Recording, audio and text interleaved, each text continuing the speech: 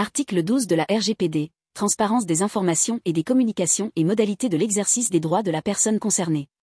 Le responsable du traitement prend des mesures appropriées pour fournir toute information visée aux articles 13 et 14 ainsi que pour procéder à toute communication au titre des articles 15 à 22 et de l'article 34 en ce qui concerne le traitement à la personne concernée d'une façon concise, transparente, compréhensible et aisément accessible, en des termes clairs et simples, en particulier pour toute information destinée spécifiquement à un enfant. Les informations sont fournies par écrit ou par d'autres moyens y compris, lorsque c'est approprié, par voie électronique. Lorsque la personne concernée en fait la demande, les informations peuvent être fournies oralement, à condition que l'identité de la personne concernée soit démontrée par d'autres moyens. Le responsable du traitement facilite l'exercice des droits conférés à la personne concernée au titre des articles 15 à 22. Dans les cas visés à l'article 11, paragraphe 2, le responsable du traitement ne refuse pas de donner suite à la demande de la personne concernée d'exercer les droits que lui confèrent les articles 15 à 22, à moins que le responsable du traitement ne démontre qu'il n'est pas en mesure d'identifier la personne concernée. Le responsable du traitement fournit à la personne concernée des informations sur les mesures prises à la suite d'une demande formulée en application des articles 15 à 22, dans les meilleurs délais et en tout état de cause dans un délai d'1 mois à compter de la réception de la demande. Au besoin, ce délai peut être prolongé de 2 mois, compte tenu de la complexité et du nombre de demandes. Le responsable du traitement informe la personne concernée de cette prolongation et des motifs du report dans un délai d'1 mois à compter de la réception de la demande. Lorsque la personne concernée présente sa demande sous une forme électronique, les informations sont fournies par voie électronique lorsque cela est possible, à moins que la personne concernée ne demande qu'il en soit autrement.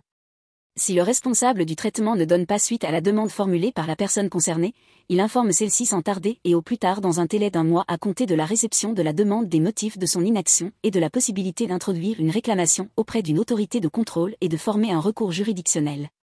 Aucun paiement n'est exigé pour fournir les informations au titre des articles 13 et 14 et pour procéder à toute communication et prendre toute mesure au titre des articles 15 à 22 et de l'article 34.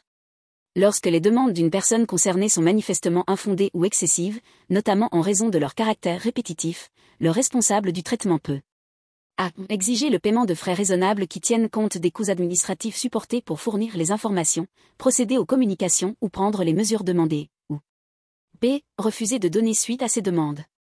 Il incombe au responsable du traitement de démontrer le caractère manifestement infondé ou excessif de la demande. Sans préjudice de l'article 11, lorsque le responsable du traitement a des doutes raisonnables quant à l'identité de la personne physique présentant la demande visée aux articles 15 à 21, il peut demander que lui soient fournies des informations supplémentaires nécessaires pour confirmer l'identité de la personne concernée. Les informations à communiquer aux personnes concernées en application des articles 13 et 14 peuvent être fournies accompagnées d'icônes normalisées afin d'offrir une bonne vue d'ensemble, facilement visible, compréhensible et clairement lisible, du traitement prévu. Lorsque les icônes sont présentées par voie électronique, elles sont lisibles par machine. La Commission est habilitée à adopter des actes délégués en conformité avec l'article 92, aux fins de déterminer les informations à présenter sous la forme d'icônes ainsi que les procédures régissant la fourniture d'icônes normalisées.